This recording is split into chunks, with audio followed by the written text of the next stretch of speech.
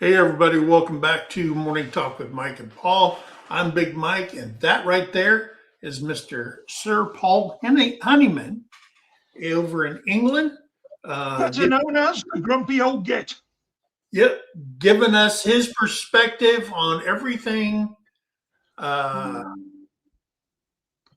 On everything except sport. except for sport. He hates sports. Oh, man. I thought a It's true not a case of Englishman was a soccer fan. it's not a case of I hate sports.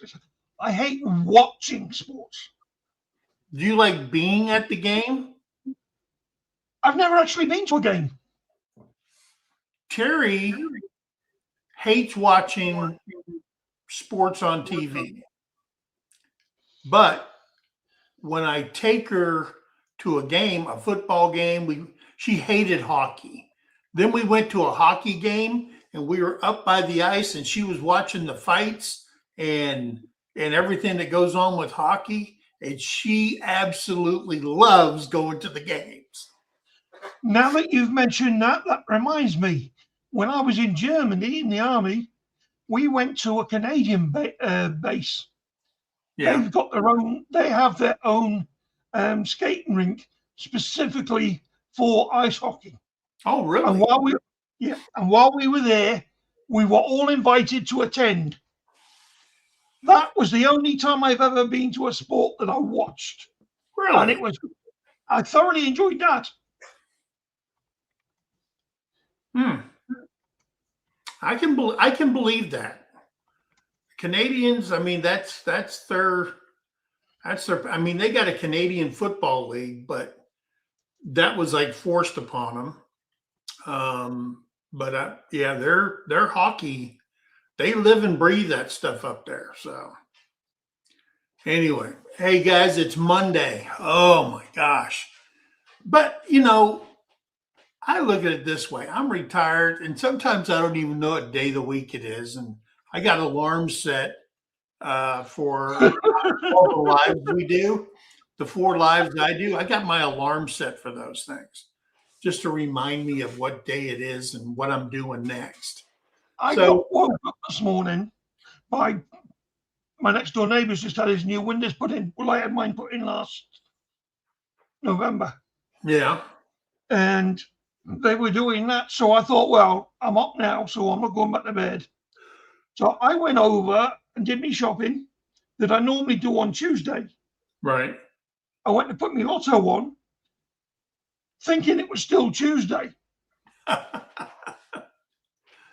Yeah. I mean, you get confused when you don't go to work. But for decades, many people, I mean, probably longer than that, viewed Monday as the worst day ever. Okay. Why?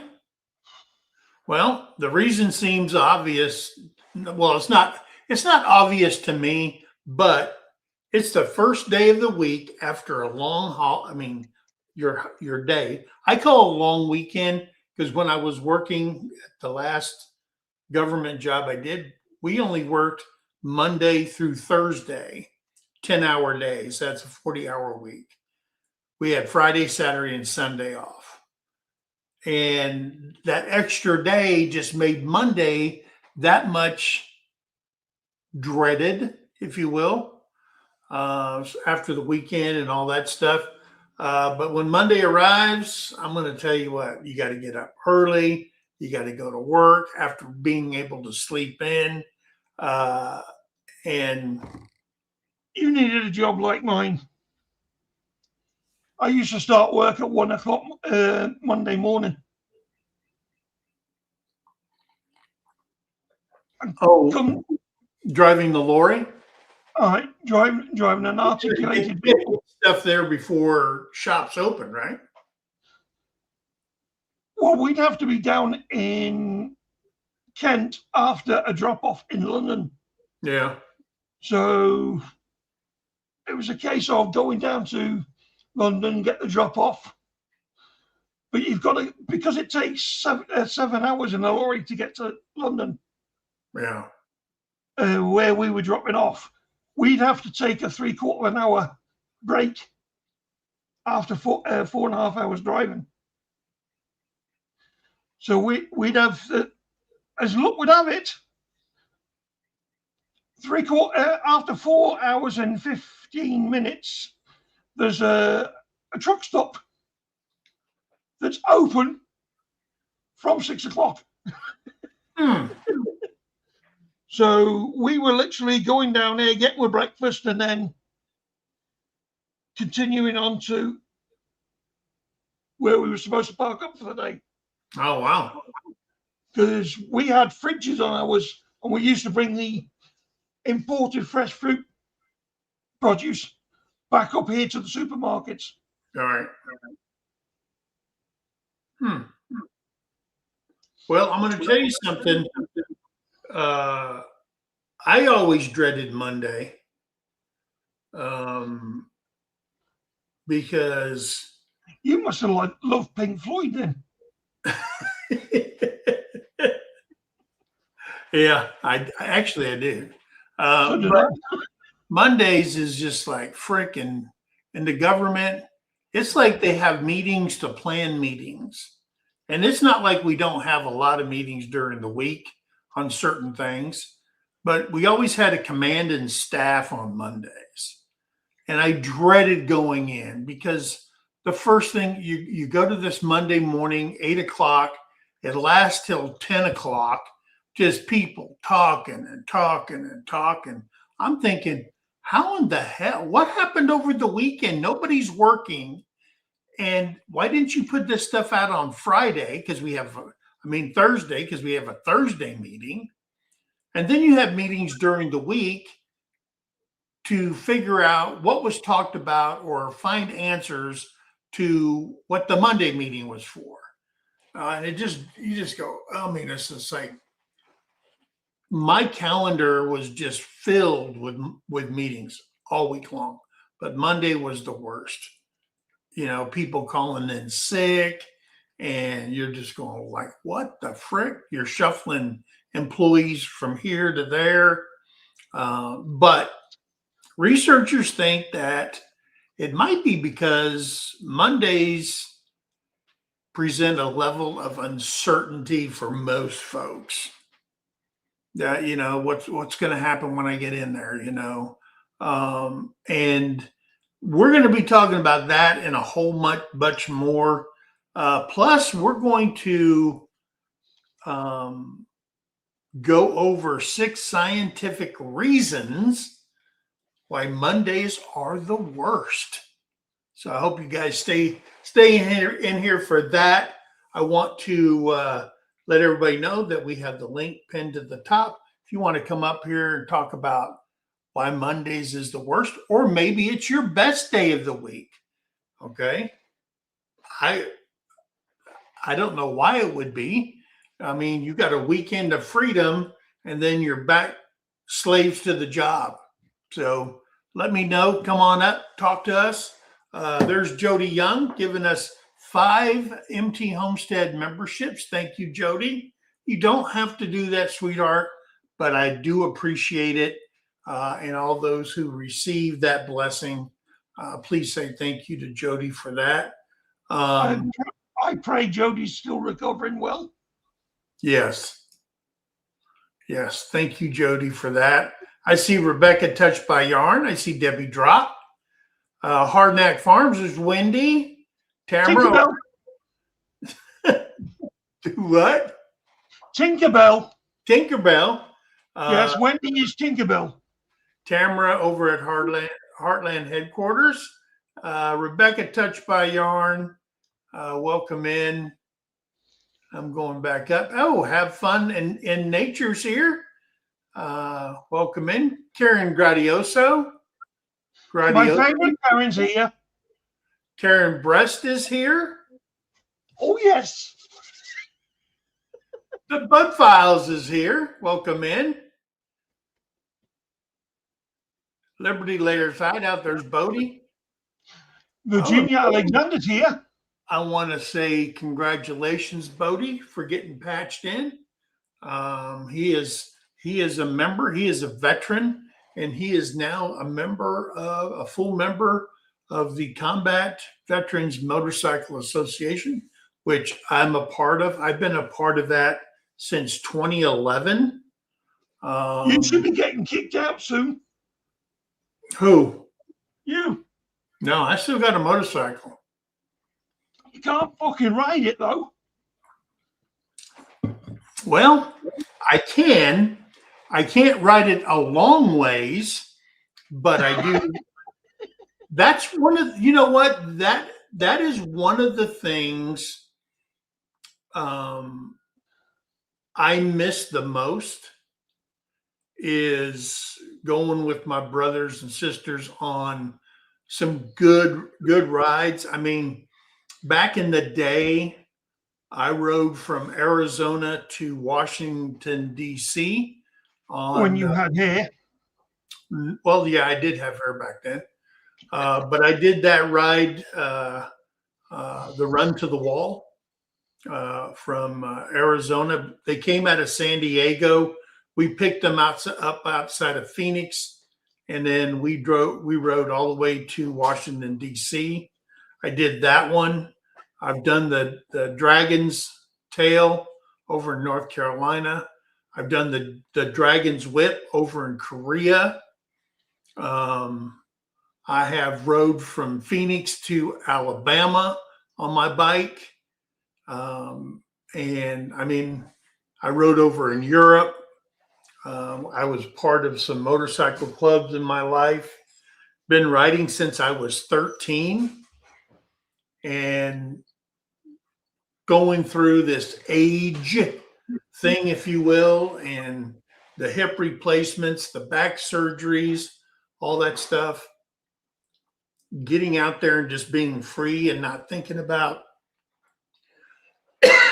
anything, I absolutely miss it. I miss it like nobody's business. I hope when you get your knees sorted, yeah, you're able to get back on it. Yeah. Well, see, the problem with that is when I ride, because I'm so tall and they don't make any bite. So I got road pegs I got to put my legs out on. But the problem with my left knee is that's where my gears are, is on the left-hand side, of course. And when I'm switching gears, I got to go from my road peg to my running boards, and I have to actually grab behind my knee while I'm riding and hold my leg up because of my hip, and then put my foot on there just to switch gears. So it's hard, but as Tamara says, trade it in for a trike. Well, see, it's you would think that that solves everything, but it really doesn't, because my back is so messed up. I mean, I have spent hundreds of thousands of dollars on seats, but it's the pressure from my body on my back and then the jarring motion that just puts tears in my eyes because my back can't handle it. So the trike is, I mean, the trike is good for, that people that, can't keep their balance when they stop and put their feet on the ground and stuff like that. Yeah, that would be a plus for me. But it still doesn't relieve the back and the knee pain and stuff like that when I'm riding. So. Mike, I know, because I've seen a fella over here in the local bike club. I went along to a flea market on a Sunday, and I seen this fella there. He rides a trike. He was severely injured in his back, but his trike has an air seat on it. An air seat? Yeah. Like in the lorries, when you get in the lorries and you've got air suspension. Yeah. His trike actually has an air suspension seat on it. Hmm. He literally rides all over the country for veterans. Oh, Over wow. here. Yeah. Over here. Every time there's a veterans ride, he's there. You might want to look into that one. Yeah. I mean, I wish that Harley would stretch the frame of the bike Yeah. so that for tall people, and there's a lot of tall riders, I see them riding because, like, when I ride and I've got my feet on the running boards, I have to push my knees out to the side. So if I'm turning, I hit my freaking knees. You know that. I mean, and there's guys riding that's taller than me. I see them, and their knees are up. You know, their knees are here and their hands are here. I'm just like, God, that's uncomfortable. Yeah, you'll get cramps. You'll get cramps in your thighs for riding like that. You know, you got to stretch your legs out on long hauls and stuff. So, yeah, It would take a custom trike for you. yeah, it'd be a custom trike for me. Hello, beautiful. Good morning. I've never rode an Indian. Okay, I've never rode an Indian. So Isn't that racist? if they have a longer, their trek. Hey, Jody. Hi, Jody. Hey, baby girl. Hi. Sorry, my glasses are all messed up. I broke them before I entered to the hospital. Oh, Well, I hope you're getting better. A little bit better, thank you. yeah, Good. yeah, Put your snout back in. yeah, Yeah, I need to breathe. yeah. Exactly. No doubt. And I heard beautiful in the back. Are you over in Virginia or where are you? Maryland. Maryland. Yeah, Maryland. Yeah. Hey, was it that cold snap that got you? No, they don't know. It came out of nowhere. I just was fine, then all of a sudden I couldn't breathe. Oh, wow. Hmm. So they rushed me to the hospital and loaded me up with steroids and antibiotics and IVs and all kinds of good stuff. Yeah. So do they think it's a bronchial infection or? Definitely bronchitis, laryngitis, and I was fortunate I didn't get pneumonia. Yeah. Yeah. I got a pneumonia shot. It's that one pneumonia shot for when you turn 55, they want to give you. And then I got another one. I got one at 55 and I got one at 50. Every 5 years. And I have not been sick ever since they did that.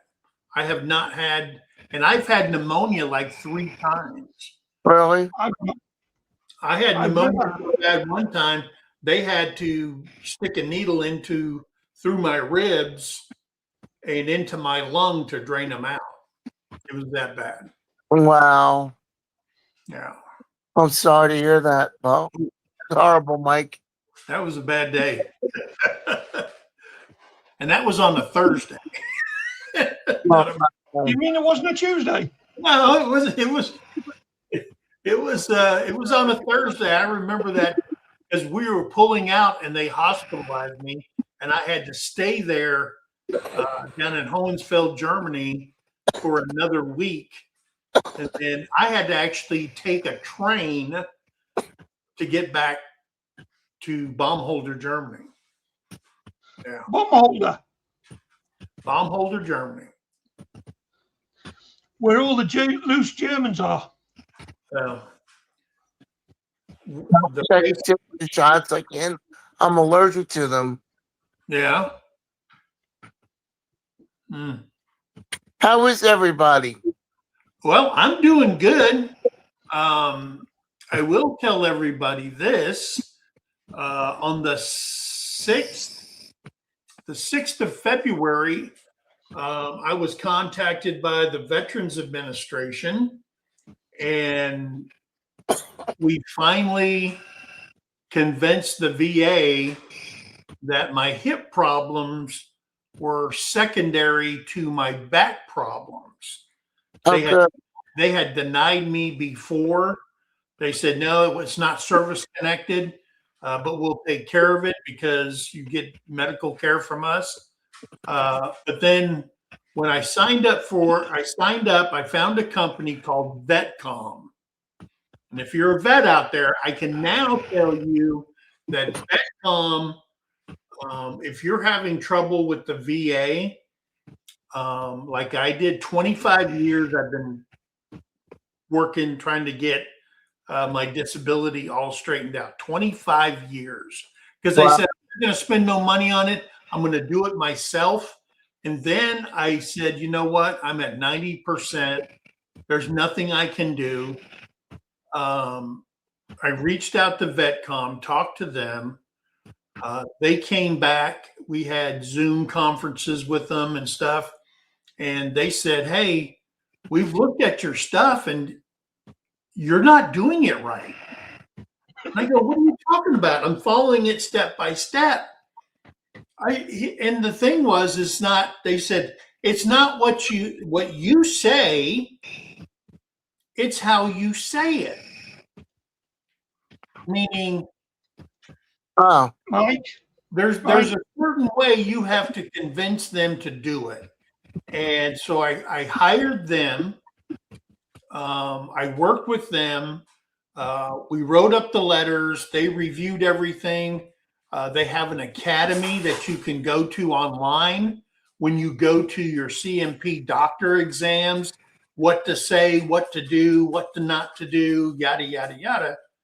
And we went in there and we convinced the VA that my hip problem was secondary to my service-connected back condition, because the doctors we went to said, no, the reason your hips were ovaled like that because you altered the way you walk because of your back. And over all these years, you have destroyed the socket inside your hips. wow. In return, because of all that, arthritis started building up in my hips. So we wrote it. We went to the doctors. We did the CMP exams, and they finally said on the 6th, we concur that your hips are secondary to your severe back disability. I'm glad they finally acknowledged that. And they approved it. And now I can say, after all these years, I'm 100% permanently and total disabled Wow. through the VA. So congrats on finally getting it. But I will say this, Mike. They said you're not doing it right. Terry's been telling you that for years. well, yeah. So, I mean, if you make Jody cough up a lung from laughing, well, but yeah, I mean it's not what you say, it's how you say it. Exactly. So I learned a lot, Sad. and I would totally recommend VetCom to any vet out there that is struggling with the VA. And I'm going to tell you something, don't do 25 years of fighting with the VA like I did, because it's been arduous at best. So anyway. Well, you didn't know, Mike.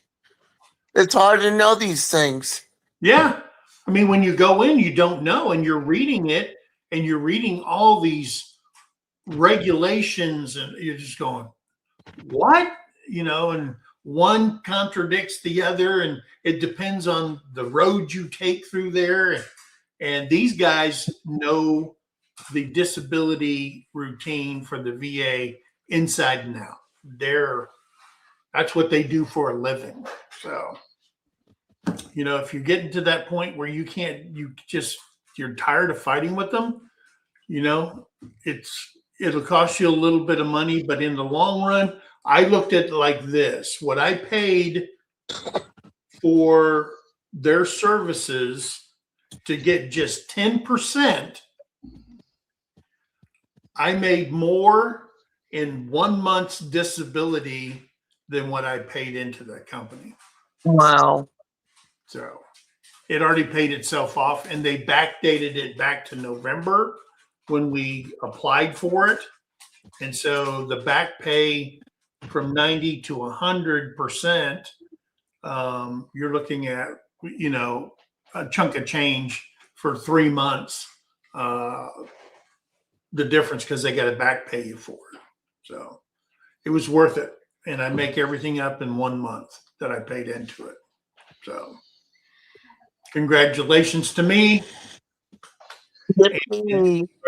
If anybody out there that's a vet is looking for help, you can contact me and I can give you their information because I 100% think it's a Debbie's great, asking. and they're Debbie's asking. doing it because veterans need help.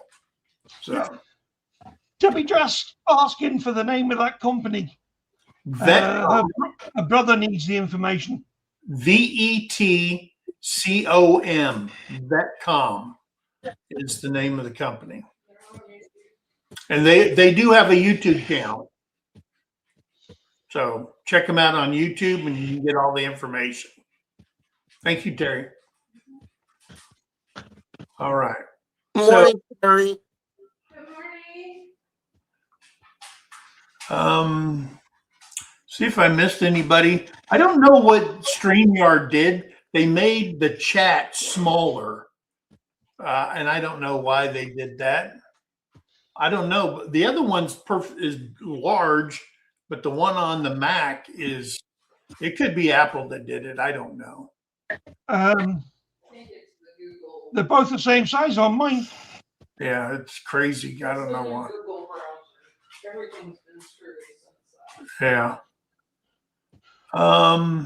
The only difference I've got, I mean, the font's the same size, but they've narrowed. And StreamYard have narrowed the chat section. Yeah. Hey, there's Virginia Alexander. Hello, Yes, Virginia. I did say that when you were saying hello to everyone. Okay.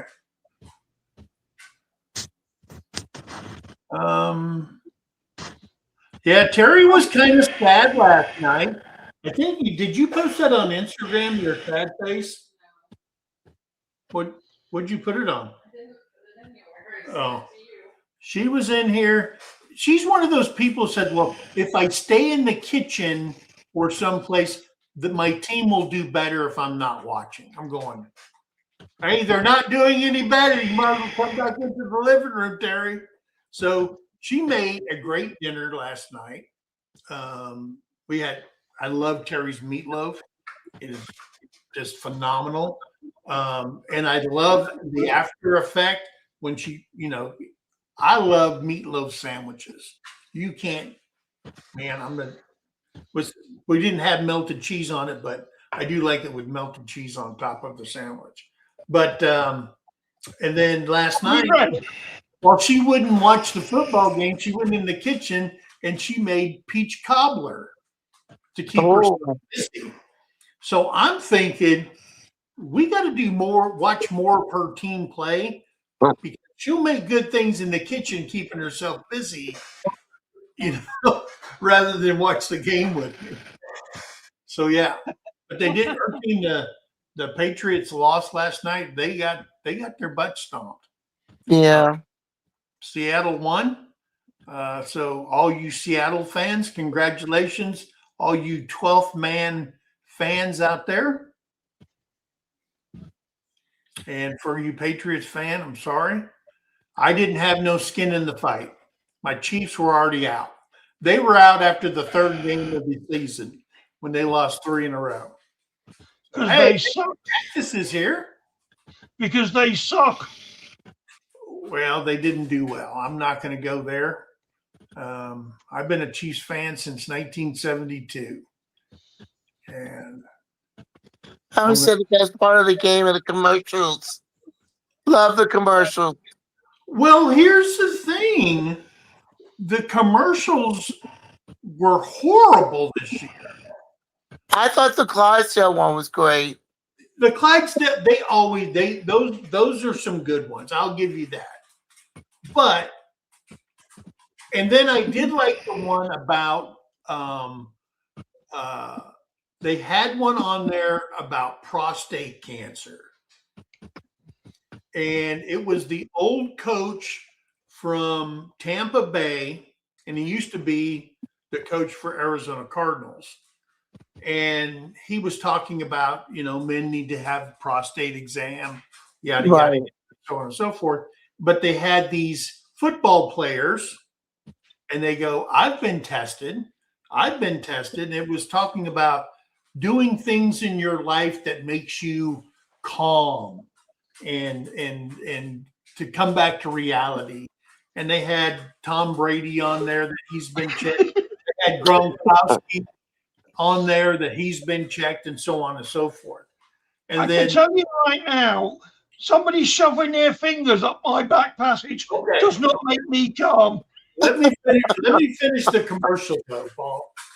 So then all they said at the end, the coach looked at Gronkowski, he had a brush and he was brushing a horse. He's doing something calm. And he goes, and what did I teach you, Gronk? And all of a sudden he goes, you told me to relax. Then all of a sudden the camera switches to Gronk's butt. And then it just collapses like he relaxed. And then it went to Tom Brady's butt and his going. If you ever get to see that commercial, it is absolutely hilarious. But the message got across. And I agree. See your doctor, get checked, make sure you do a prostate blood test. It's more accurate than what Paul dreads. No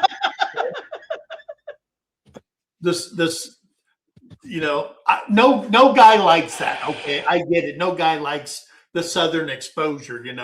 Prostate. I swear my doctor always uses that one.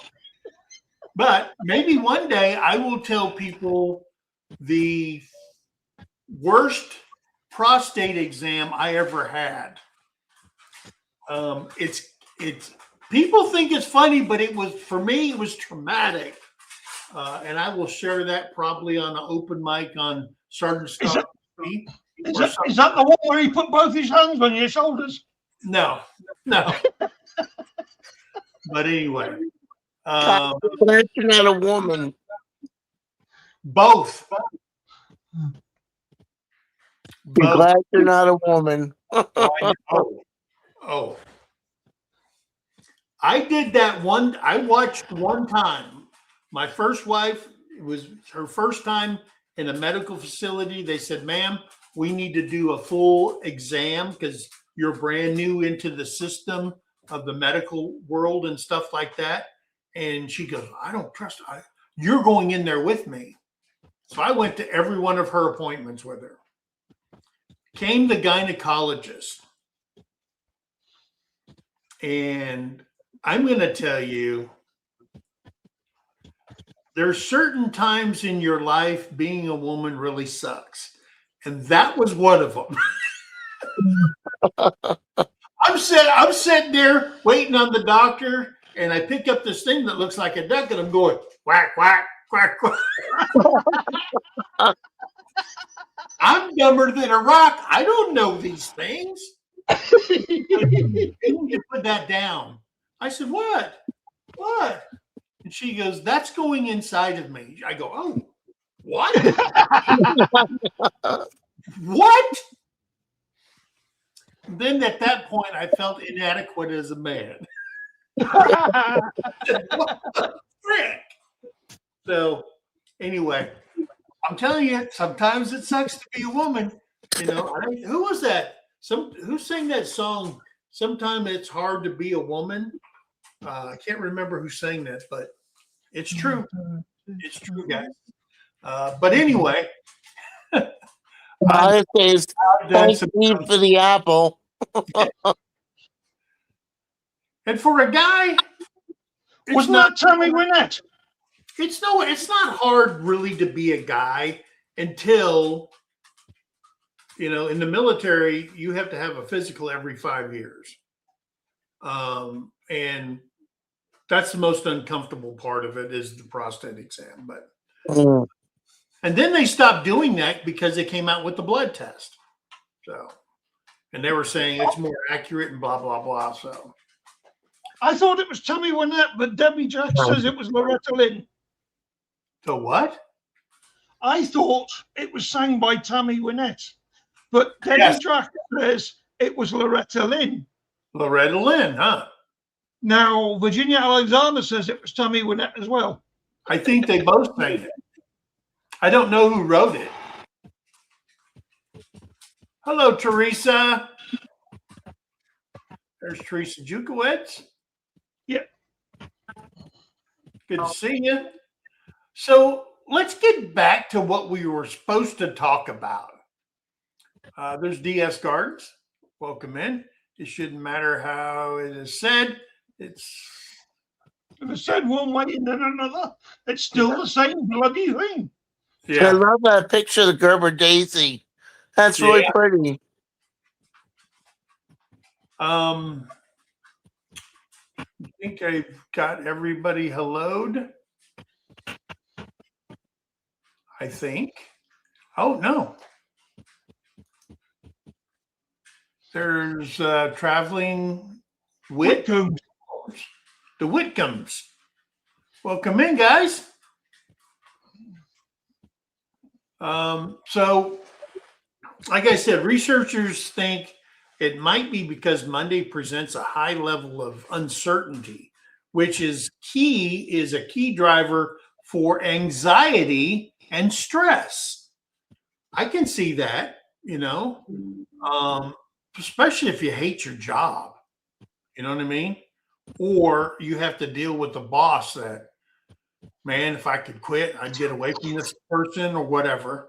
Plus, because Mondays are a weekly occurrence, repeated stress might accumulate over time. So it is persistent even when there's nothing to be stressed about. So you got to build up in your head again, especially if you hate your job. Okay. And you're stuck in it. All right. And then there's some people that have this thing, and they coined it called Monday syndrome.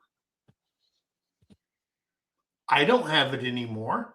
I hated Mondays, but Monday syndrome is a state of mind that occurs at the thought of going back to work or school after the weekend break and your total freedom. Then you can do whatever you want and you don't have to answer to anybody unless you're a kid, unless you're married,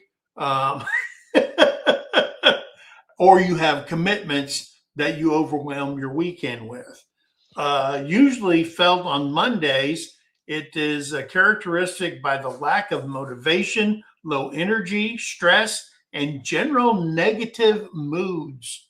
Oh, look at that picture of that little baby. Papa Paul. Oh, how precious. She is.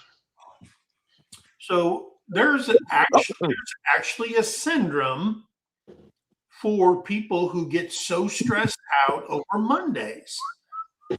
So who knows? Maybe a little time laying on a couch and talking to somebody might help you. Or if you're so stressed out about your job because you hate it, or the boss that you're working for, Get a new one.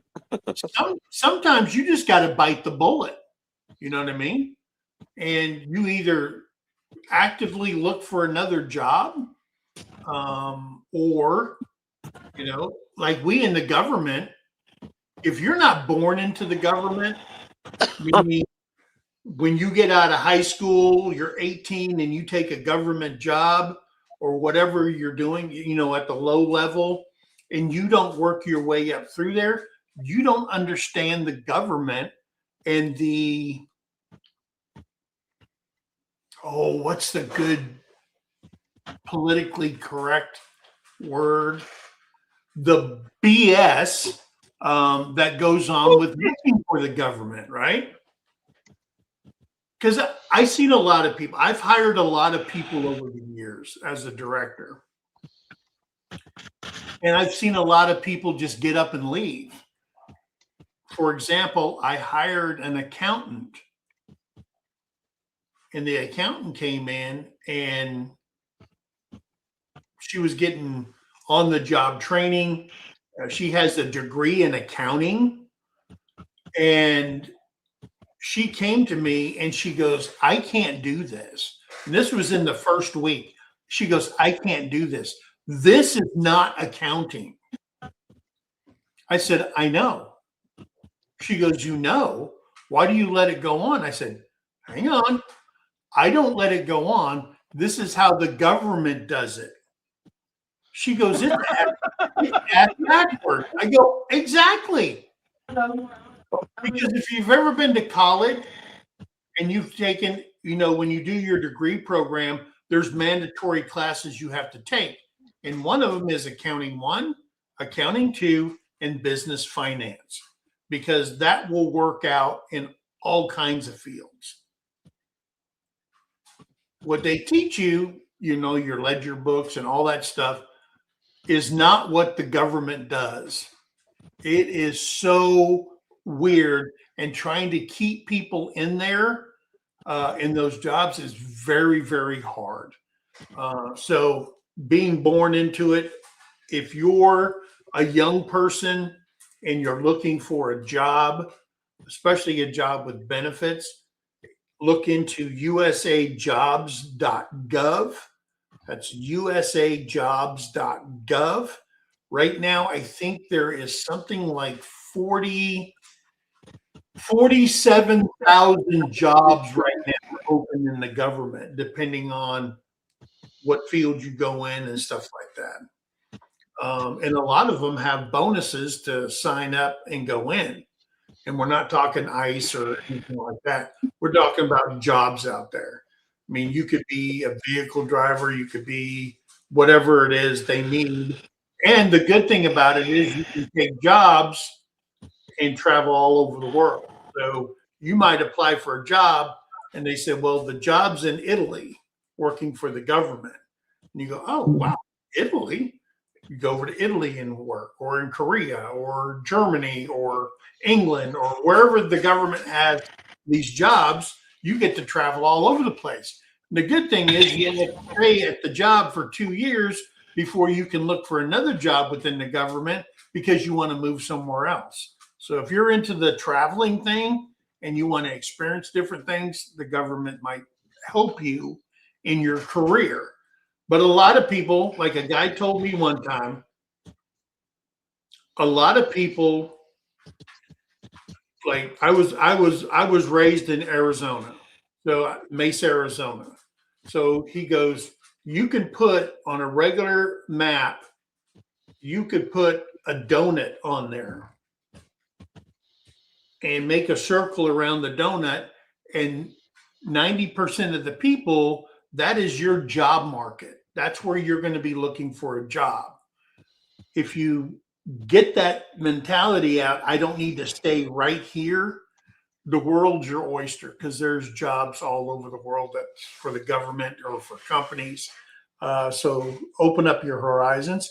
And the good thing is when they send you overseas, they pay for your travel, they pay for moving all your furniture, everything. They move everything for you. And you don't have to do a damn thing except sign paperwork. But anyway, just thought I'd throw that out there. So I'm going to tell you that when I retired, there was a certain amount of stress. Okay. More than I've ever felt even working for the government. And I had a lot of it. And it was the stress of the unknown. Working for the government for 46 years, all right, leaving the government and starting in a new direction absolutely scared me. I would rather go back into combat than experience what I was going through. I had anxiety of the unknown. And at the same time, I was retiring. because I got to the point where I said, I've had enough. Mm. Enough. I had the same feeling when I said I'm going to retire out of the Army, because I was at that point where it wasn't fun anymore. And the fun stops as you move up in rank. The same thing is in the government, the responsibility thing. And it was the unknown, because you got to look at something. You go, okay, I'm working right now and I'm making this much money, right? I'm retiring and this much money is going to come down to this much money. Okay. So that is a whole life changing system. And it was painful for that first year, getting used to it. But we did it, and I'm glad we did it, because my stress level is gone. And retiring probably put about 10 extra years on my life. Your biggest problem with retiring is Well, you didn't want to go and get your next boss. I already had one. That's the one I'm talking about. Yeah. I call Terry my sergeant major, because I got to clear a lot of things for her. Yeah. Philip, As soon as you left the Army, you traded the Army for Terry, which was something you should have already had done. well, But here's the thing. when she becomes your boss, it's a different story. Here's where I screwed up, guys. Here's where I screwed up. And Terry called me out on this. We started doing YouTube. And oh, by the way, hello? The 9th of February, 5 years ago, we started YouTube. Today is our anniversary, our 5th year anniversary on YouTube. I got a notification today and said, hey, congratulations. You've been, 9 years on YouTube today. wow. We posted our first video on February 9th.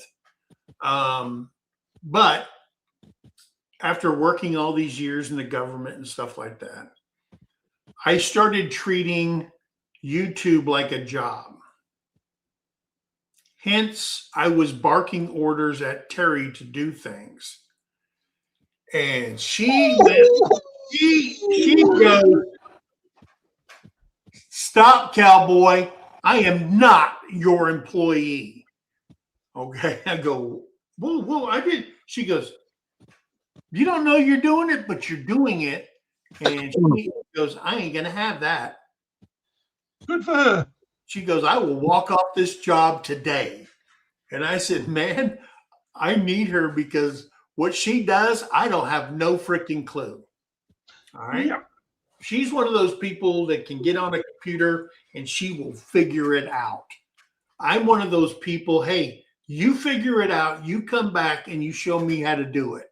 All right. Leave all that other garbage away. Just show me how to operate it. And Terry's not good at teaching, but she is great at learning. So She's got a lot of patience. and A Terry lot put of patience. real quick. What's that? She has a lot of patience. I don't know if Terry has a lot of patience, because I've seen her in front of my computer cussing like a sailor. Okay. But I will tell you, she knows exactly where I sleep. And so She has a lot of I hush up. yeah. Terry has a lot of patience. She puts up with you. Yeah.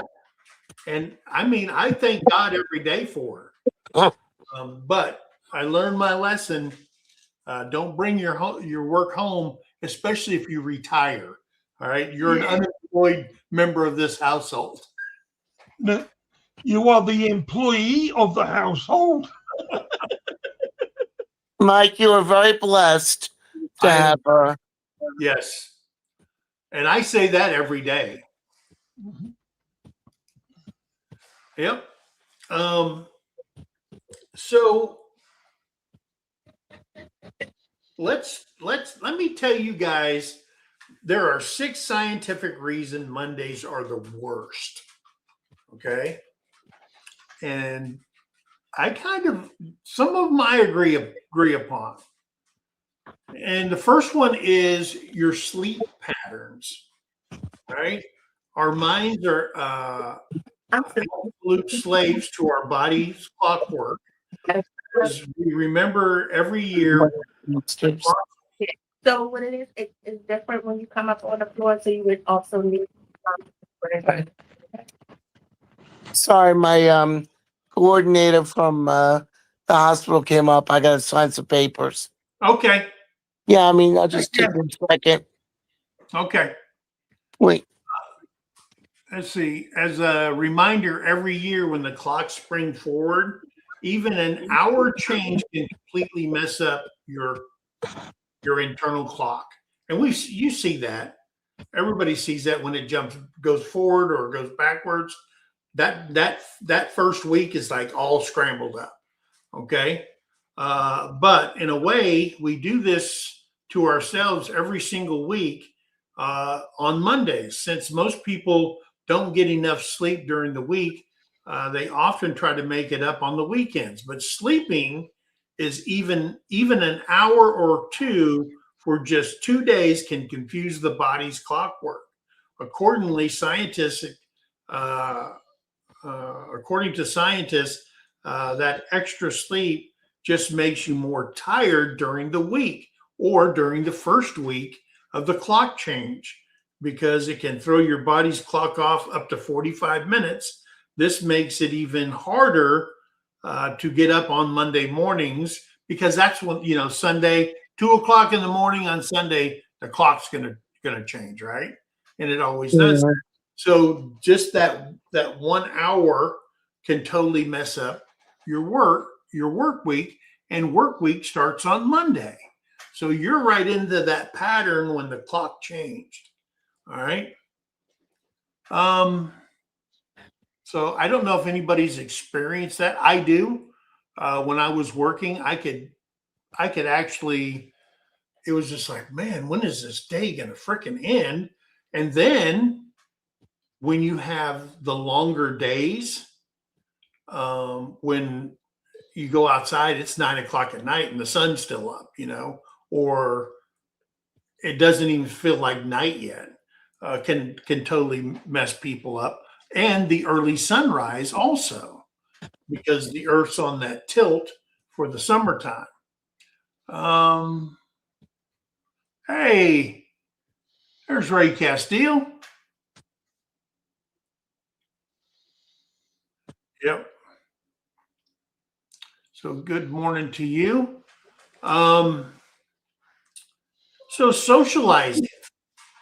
The next one is socializing.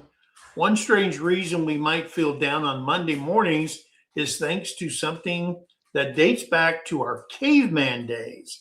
Humans are social animals, and to feel happy, we need to feel comfortable in any place that we occupy in the tribe, so to speak, or so to speak.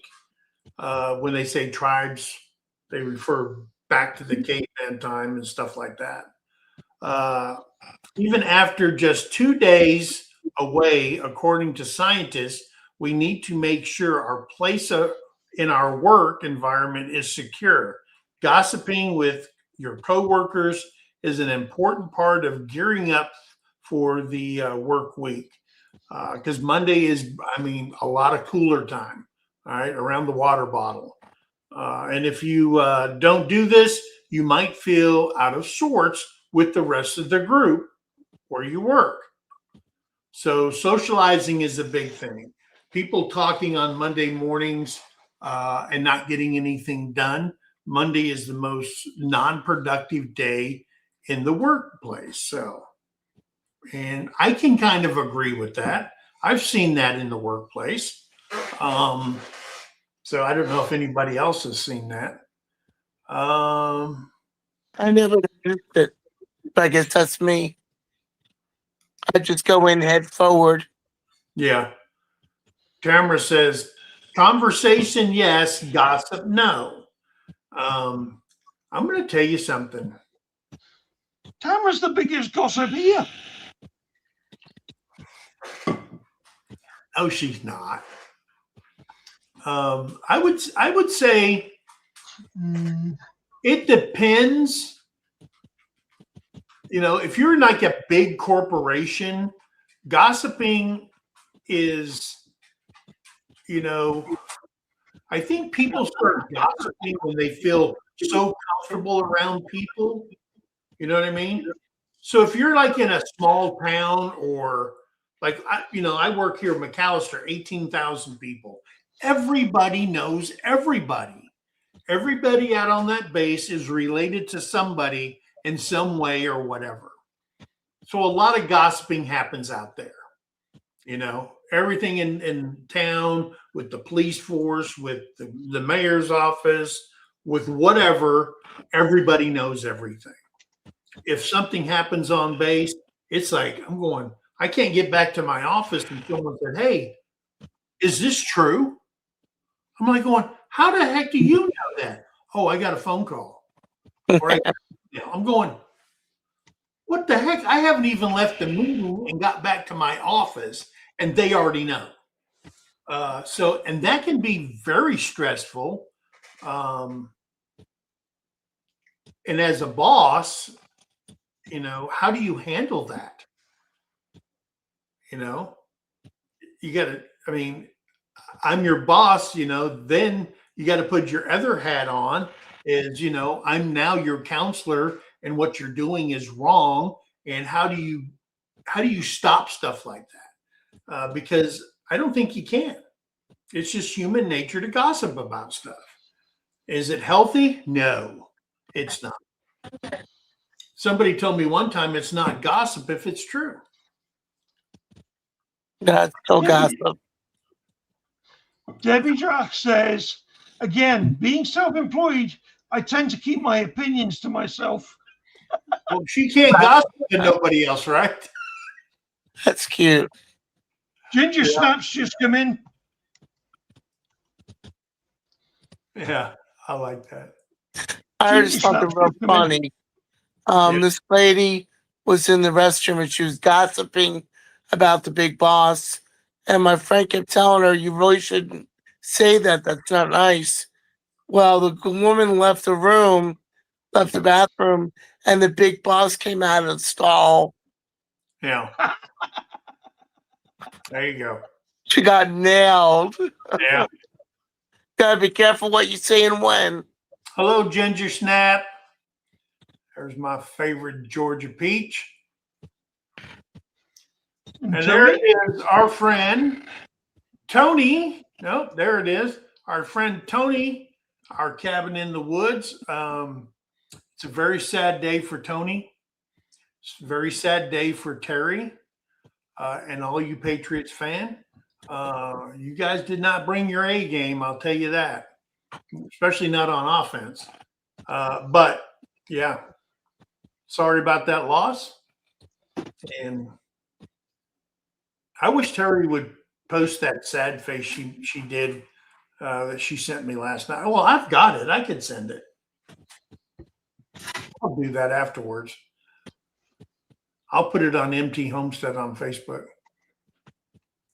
And there's Plywood. Hey, how you doing?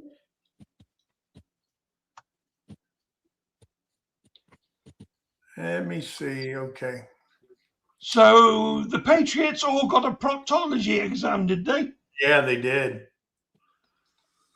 So the third one is sudden change. Okay. Scientists have found that when you ask people to record their emotions at regular intervals, it turns out that Mondays are no more stressful or no more depressing than Thursdays, Wednesdays, Tuesdays, Wednesdays, Thursdays, and Fridays. Only outcome ahead because people are anticipating the week. Other than that, all work days are equally terrible, especially if you hate your job, right? Feeling worse about yourself is number 4. Your average week might involve eating, drinking, or smoking more than normal. And all of these things take a toll on your physical, take a toll on you physically, which may be one of the studies found that American women of all ages and locations feel least attractive on Mondays. Really? The only ones that find themselves less attractive on Mondays are the ones that did things over the weekend they should not have done. Well, that could be true. I know it's true. I've had a few bad Mondays. Well, I mean, I thought Maybelline and Max Factor solved that for women on Mondays. Not necessarily. It depends if they picked up the Herbies. Perhaps the worst. Paul, I was swallowing. Good Lord. I bet that's the first time you've said that to a man. Yeah. Yeah. And you are less healthy, but you don't just feel less healthy on Mondays. You actually are less healthy, period. Scientists have found that people who generally retain their weight or weigh the most at the beginning of the week, Mondays are also the most common day for people to suffer heart attacks and strokes. I can believe that because my heart attack was on a Monday. What's that? I can believe that because my heart attack was on a Monday. Even if you don't end up in the hospital, your blood pressure is higher on Mondays, as is your chance for getting sick in general.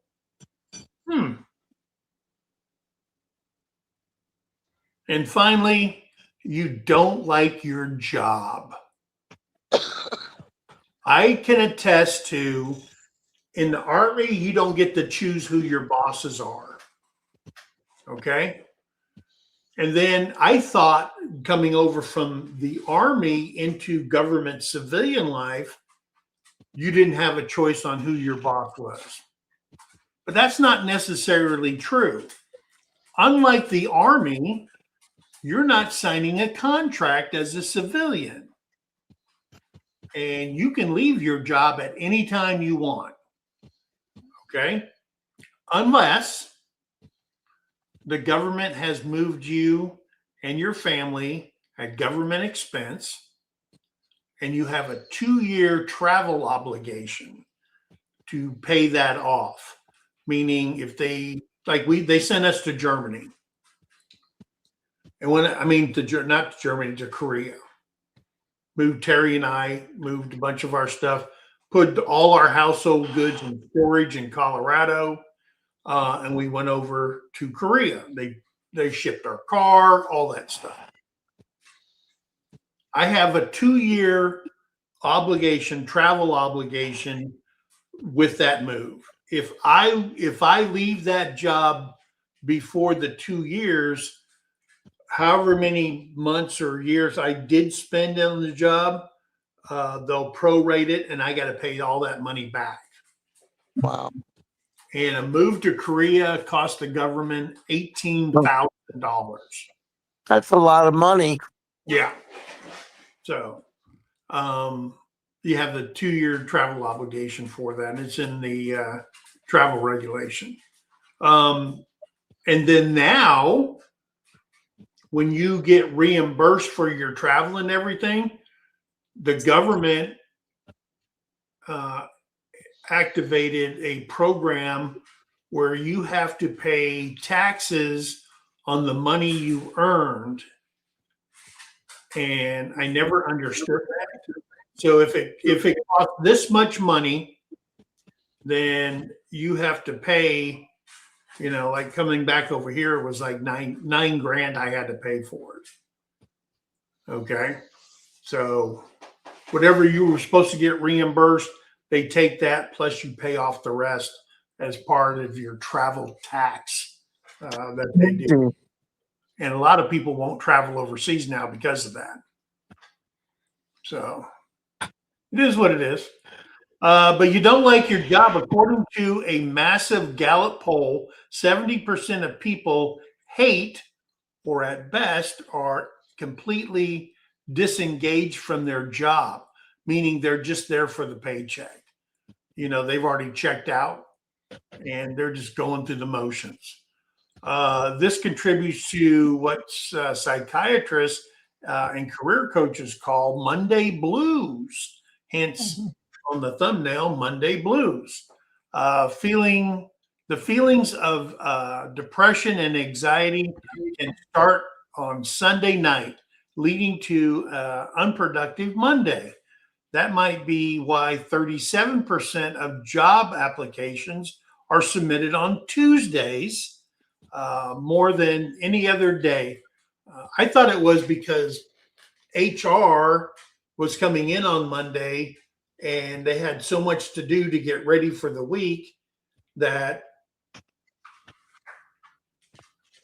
they only started processing new applications on Tuesday. That's what I was told by the HR in San Antonio. So 37% of the job applications are submitted on Tuesday. More than any other day, you have another terrible Monday at a job you hate and you are ready to get out of there. Okay. So job satisfaction is a huge part in your health, in your social circles, in your family. And if you hate your job and you're bringing that anger home with you, I'm telling you, it doesn't go good in the household when you bring work home. I learned that the hard way when I was in the Army. So yeah, that's Monday in a wrap up, guys. That's why people say it's the worst day. Hey, you leave your sister alone, huh? You better leave her alone. He's trying to dominate her. Loki's He's looking at you as if to say, "You talking to me?" Yeah. Get in there to your mom right now. All right. They start getting after each other and it gets loud. Hey, there's Sean. Let's trade paint. Welcome in. Hey, Bo, how are you feeling, brother? I heard you were sick and under the weather. I think it was, wasn't it last Friday someone told us that? I can't remember. Oh, it was Okies Eaton said you were sick. Jason. Oh, isn't she so sweet? Who's that? Tamara says Mondays aren't all bad. We have morning talk with Mike and Paul. That's true.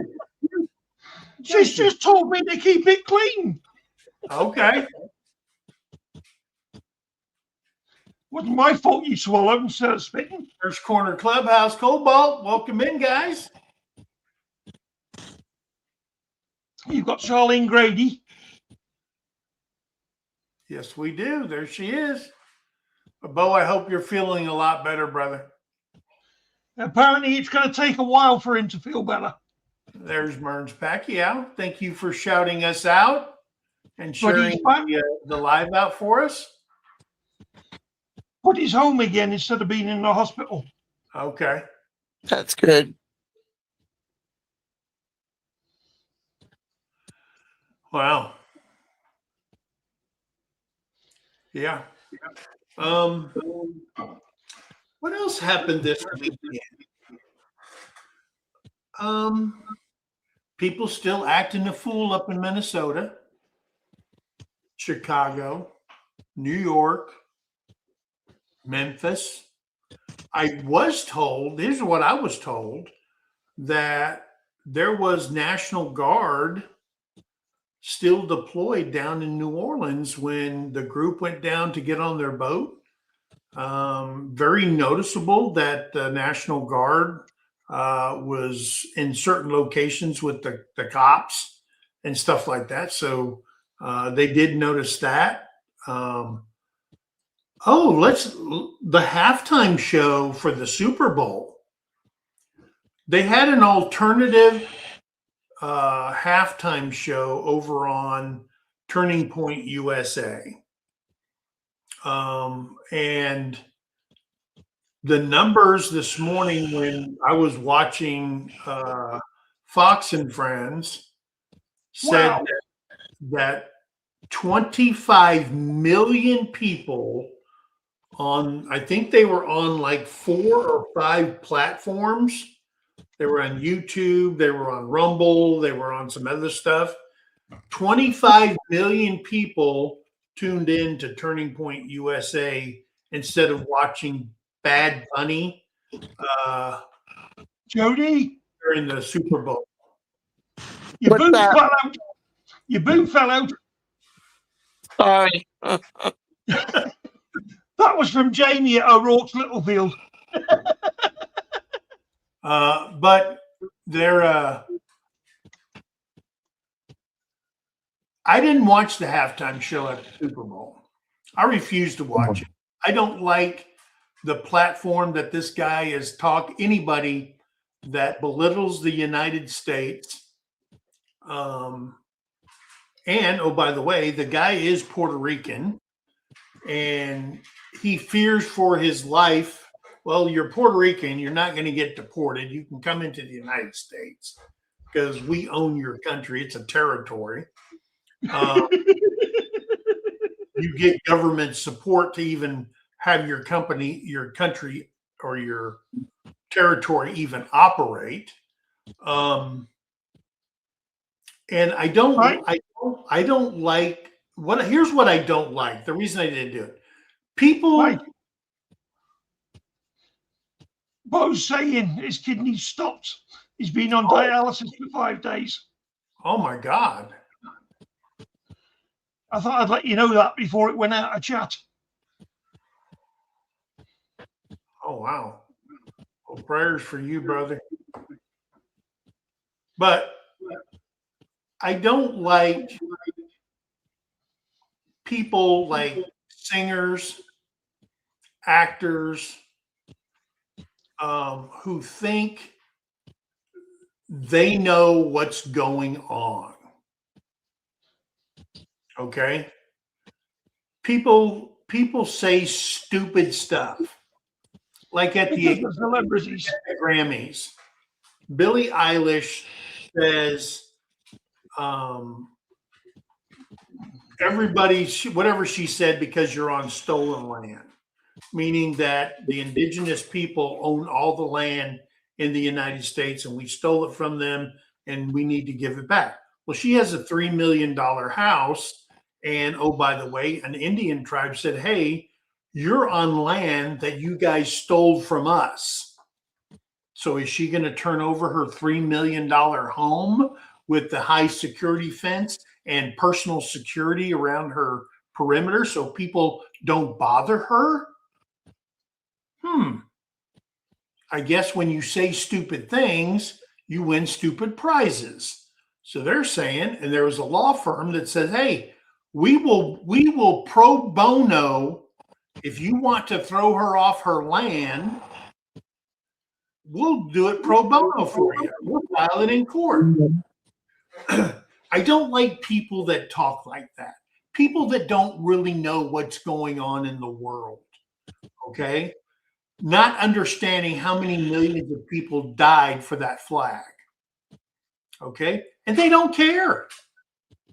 All they care about is their little bubble, and that's it. So that's what pisses me off. And I refuse to support anybody that will belittle the United States as a whole. Okay? Because you'll be labeled a racist or whatever if you say, hey, all these people are fat and lazy and blah, blah, blah. The same thing is if you say it about our country. Okay. I believe that if you don't like it, get the hell out. Go live somewhere else. You got the money to do it. Oh, I'm sorry. You don't want to pay 45% tax in another country. Okay. Because they're going to take half of your earnings. I get that. But they run their mouths. They don't know anything. And they really don't care. They're just doing it for clicks. And she got a lot of them. Okay. She got a lot of them. So that's why I didn't watch the halftime show. And number two, I never heard of this guy. Okay. They interviewed all these football players that were going to play in the Super Bowl. And they're going, yeah, I don't even know who the guy is. I don't listen to him. You know, nobody knew who he was, but the NFL did it. And now they're saying the NFL lost millions of dollars, millions they could have earned by having him on stage. So I don't know. We'll see what the numbers end up, but that's why I didn't watch it. I will not support it. I think the NFL did some disservice to their fan base by doing that also. I was listening to Beck this morning, and he had the halftime music translated to English. It was real bad, talking about all kinds of sex words and words that I can't believe was on TV. Yeah. Oh, but it was in Spanish, so it's okay. Yeah. You can't burn the flag and then seek shelter. Yeah. See, that's what I tell people. There's a thing about, being free and being too free. Okay. Every time we turn around, they give everybody another inch to act like an idiot. Okay. Another inch to act like an idiot here or over there. I like the countries who say, hey, you filed for a protest, you're out of line, and now we're sending all these guys in, because I've been in Germany and I've watched it. They come in with the riot batons and they will beat the crap out of you if you start acting like an idiot. Okay? And, oh, by the way, don't go running to the court saying, oh, I was beaten. Yeah, you shouldn't have done that. You filed for a peaceful protest, and you're not doing it. So, and then I can't understand why politicians, the liberal side, is trying to destroy the nation with, fighting for things like boys and girls bathrooms, boys and women's sports, protecting the less than 1% of the population, and saying, screw the rest of the population. You're going to have to live with this. I don't understand that. I don't understand how you can support the fraud. And I'm listening to these guys on congressional hearings, how you're protecting this fraud up in Minnesota, up in Portland, Maine, over in California, that they have been stealing from the taxpayers, and you guys support them and saying, hey, you can't deport these people, blah, blah, blah. I say, if you can find a way to deport people who act like that, who steal from us, who commit crimes, who murder people, who rape people, all that stuff, you know what? You broke federal law coming in. Don't expect federal law to protect you going back out. Right. That's just my thought for the day. Hey, Mike, I gotta go. How do I? If you don't like it, Go out on? shut me off. Oh, a minute. Yeah, Mike. There's Yeah. a little How do I box turn in the off? bottom. How do you turn off? Yeah. I'll get you. Thank you. All God right, bless everybody. Stay safe and get well. Okay. Thank you. there we go. Right, I'd like to bring up something Tamara said. Go ahead. If NFL don't turn it around, it's going to be no fans left. If who? What? If NFL don't turn it around, it's going to be no fans left. Yeah, I agree. And from what I can gather, you know I can't stand sports, but I'm going to weigh in here. The NFL have been screwing up since that dickhead decided to start putting himself on one knee. Yeah. And they are going down the way that Budweiser went.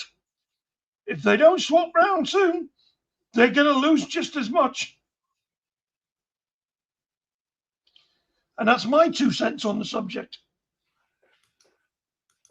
Yeah, I read something about at first they were not going to send planes to fly over the Super Bowl at first. The government was saying, hey, we got too much going on.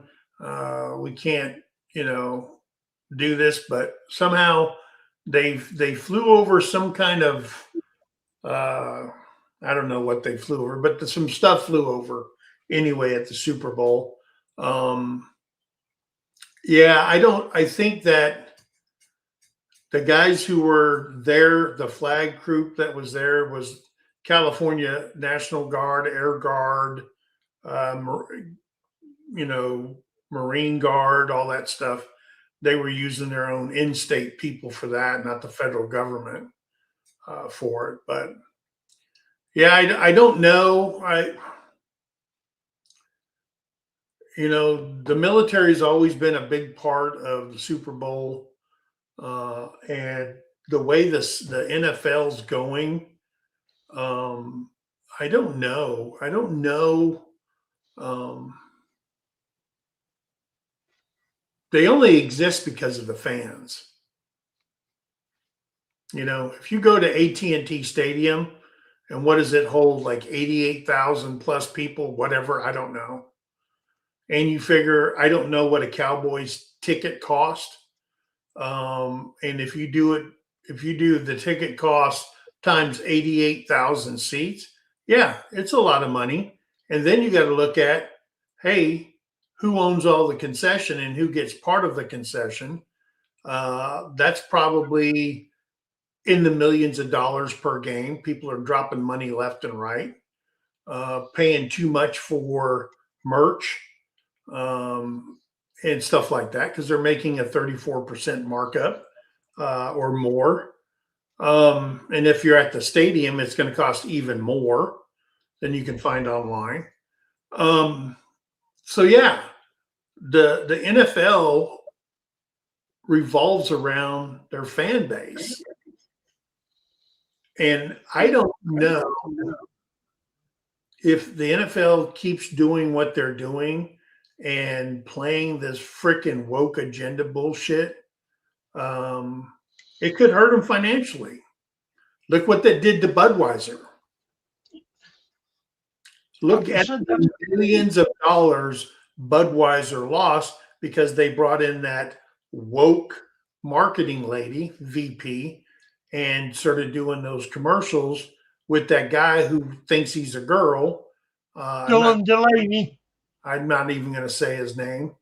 Dylan Delaney. I'm not going to say his name. But they lost millions of dollars. Yeah. And she lost her job. Okay. Because they finally said, oh, because a Belgium company actually owns Budweiser. Okay. They're just keeping all the tradition and stuff like that. That's that European woke brain when they hired her and shit. So anyway. I can't believe the Budweiser not owned by American. No. I believe it's still owned by a Belgian company. I'm pretty sure Terry's probably fact-checking me right now. Terry? Oh, she's not in here. But somebody fact-check me. Who actually owns Budweiser? And I thought it was a Belgian company. I do know that there is a Belgian subsidiary. I don't know if it's a subsidiary or a head office, but there is a Belgian plant, because that restaurant that we go to on a Sundays, their beer is from that factory. Oh, Bill's ticket run about $300 for like nosebleed. So you can imagine what good seats at an NFL game cost. It's crazy. It's crazy what the prices, but people are paying them. South Canva Life says it is a Belgian company. You're right. Yep. See, they're not owned by the Bush family anymore. They sold out, and that Belgian company runs it, but they're just keeping the names because that's what makes money.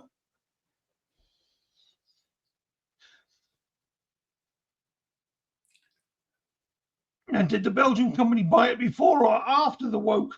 Oh, they bought it. They bought it years ago. It's been sold to them for a few years now.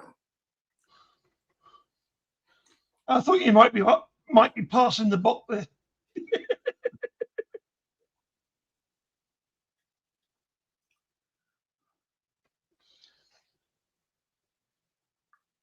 Sharia law has no place in Christian countries.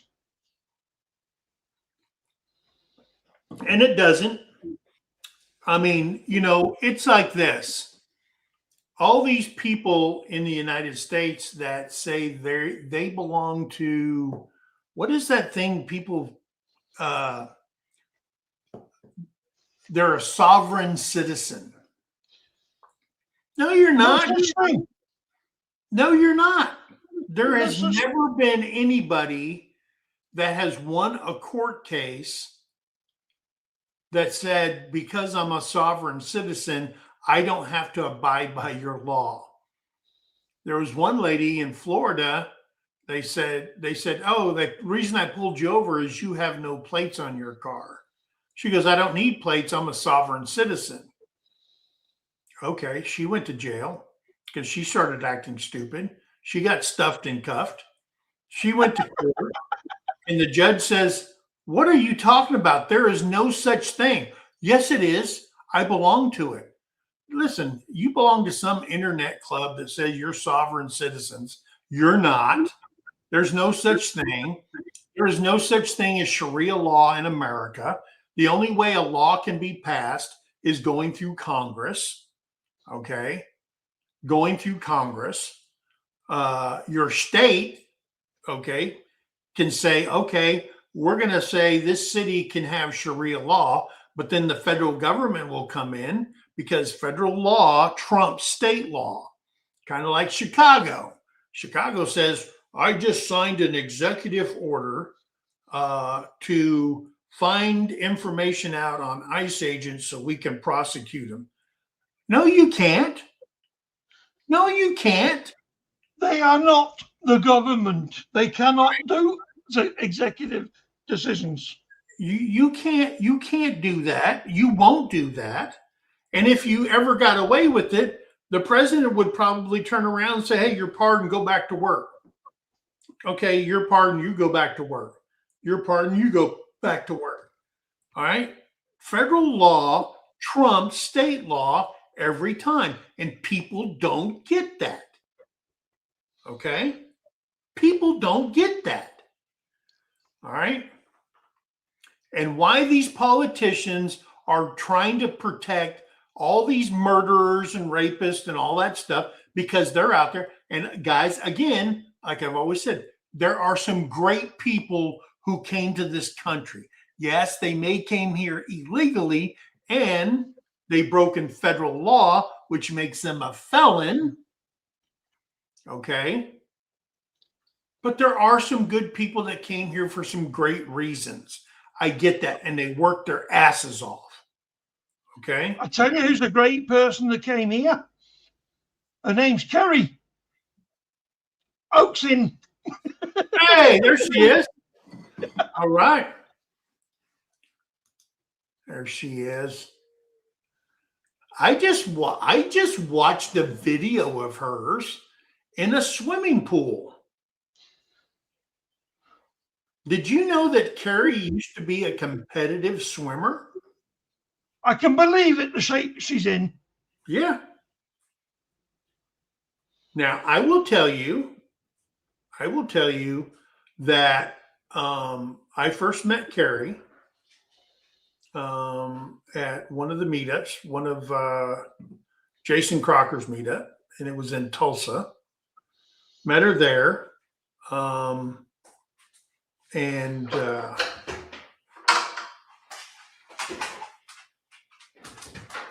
she wanted to know, she was a big fan of YouTube. And What's Carrie doing? what is Carrie doing? Yeah. Carrie manages the RV resort up there at Tim Killer. Not Carrie. What is Terry doing? Oh, Terry! Terry Your is wife. in the kitchen. I don't know what she's doing. Because I thought she was setting up a ladder. Oh, yeah. No, she's putting stuff away from last night. Oh, okay. But Carrie, she's come a long ways. Guys, you're never going to find a better friend to have on your side than Carrie. She is awesome. She is down to earth. She has her opinion, and I respect her for that. She scares me. Well, I mean, women in general scare you, Paul. No. Just the beautiful ones. Well, no, she's beautiful, but she is a headstrong woman. She is smart. She is opinionated, and I respect her. I read everything that she posts, and I'm telling you something. There's a lot of it that makes you go into some deep thoughts, okay, and makes you think about things. But she is. I look forward to seeing her every time I'm up in that area, and I watched the swimming, and then I remembered something in the back of my head said, "Wait a minute!" She told me one time she was a competitive swimmer. I don't know if she was on a swim team, high school, whatever it was, but she used to swim when she was there. And then I said, you know what? I can believe that. She has the shoulders and the arms of a swimmer. Okay. She's got the legs for it too. I can't talk about her legs because I've never seen her legs.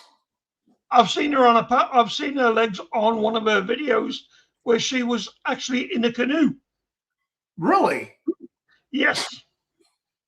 Fishing in a canoe. Now, I have seen her ankles because I do remember where she was trying to walk up a muddy thing, trying to do something, and she slipped and fell and broke her ankle.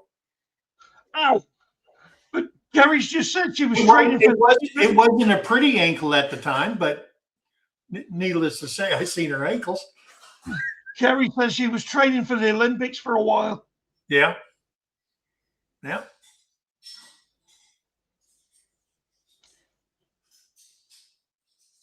I swam. Yep. I don't know how. I was on swim teams since I was a little kid, and I was on varsity swim in high school, and then I just stopped. I learned to swim when I was 13. The drown proofing in the military was the easiest thing for me, when I went into the service. I learned to swim at boarding school when I was 13. Huh.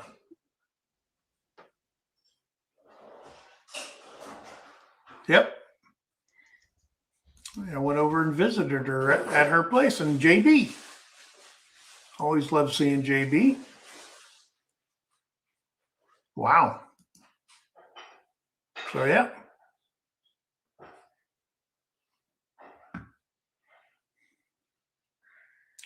You know what I love most about Olympic swimming?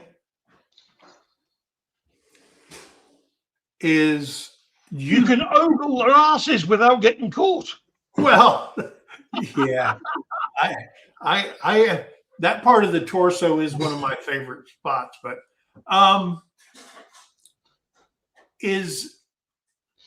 did you know they used to make, or they still do, swimsuits out of shark skin? It's so tight. Watching someone put on one of those suits is like, oh my God. It takes more than one person to put on one of them suits. Yeah. You know what I mean? And they were, And you know, they were talking about it, and they were feeling the suit itself, and it felt just like the skin of a shark. They call it, I don't know if it's actually made out of that, but they call it the shark suit. And okay, now Terry, I stop don't know how you breathe. teasing me. I don't know how you breathe. Kerry, stop teasing me. She says at the bottom, shark skin, baby, I owned them. We getting 2 sizes too small to suck you in. That's right. I'm going to tell you Kerry something. does not need sucked in. What is that thing women wear? Spandex? Yeah. No, the Spanx. It's tighter than Spanx, guys. Those suits are tighter than Spanx. Yeah. Tighter than Spanx. Kerry, you could put a full body suit on. You'd still look beautiful. Yeah. I'm going to tell you something. I watched them, and they were tugging to get these suits on these women.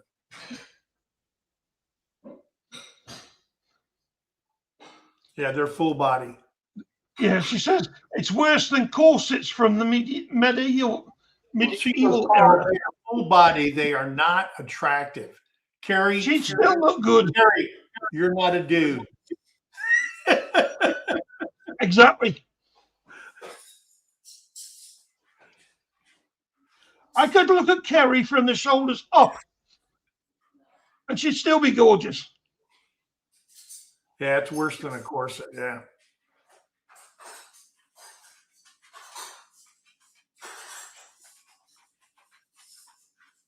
Yeah. In fact, you can probably go from a double D down to an A once you get that thing.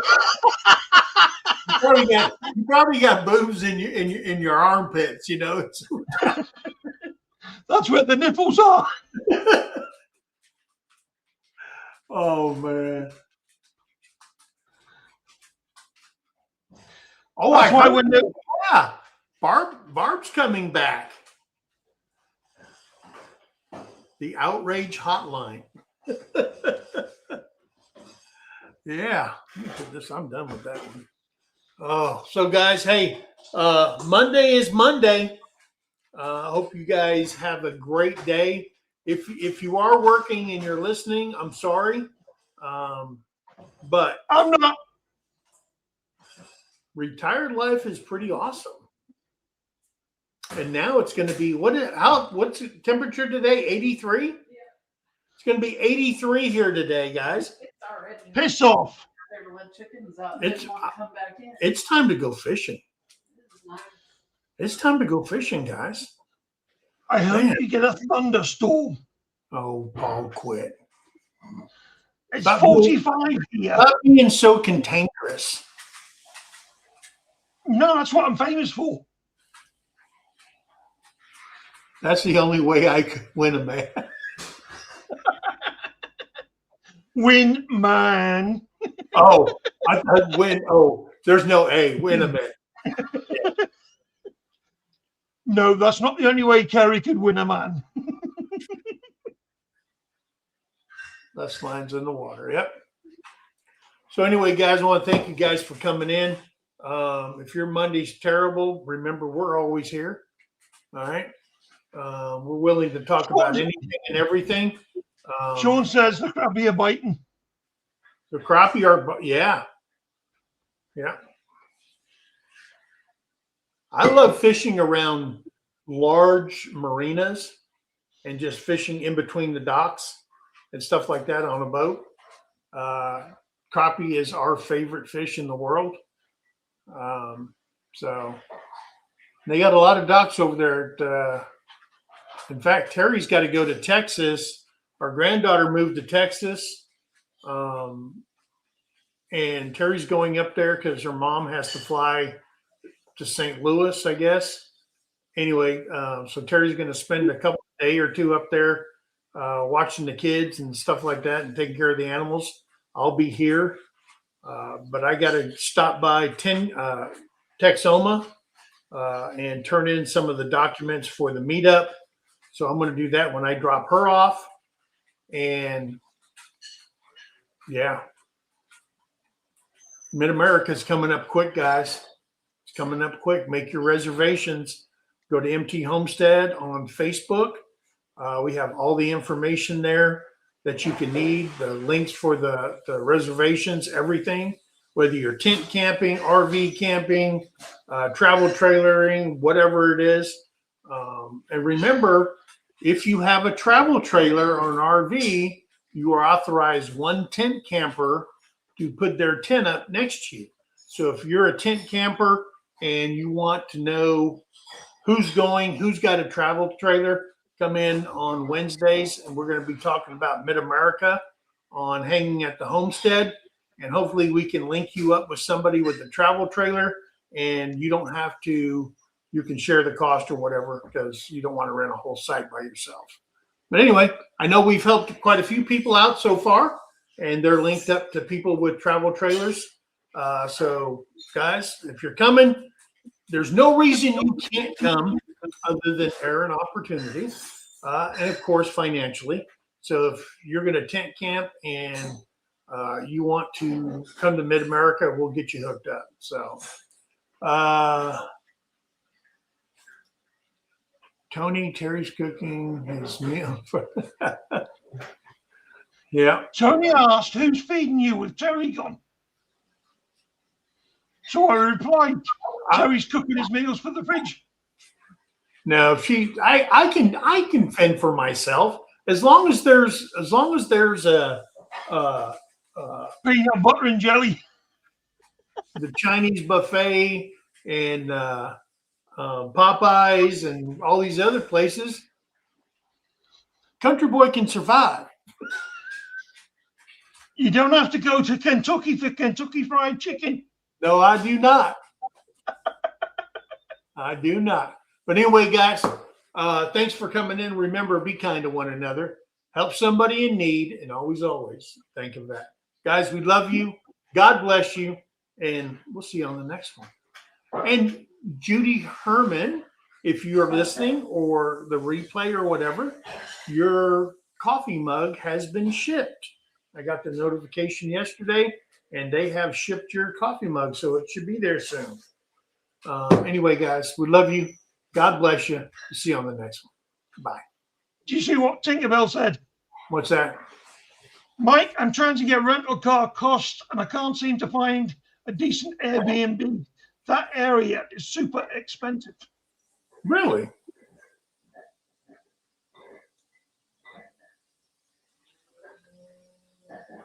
Well, I would tell you that, yeah, I mean, especially that time of the season, I agree. But if you stay in Durant, it's much cheaper. And it's only 15 miles from there to the meetup. And it's a straight highway. You don't have to turn left or right, except to turn in to the campgrounds. So check on Facebook, all the places we got listed there, and you can rent a room a lot cheaper than Airbnb. She's working on it. Yeah. Stay safe, everyone, and have a great week. Yep. Bye, guys.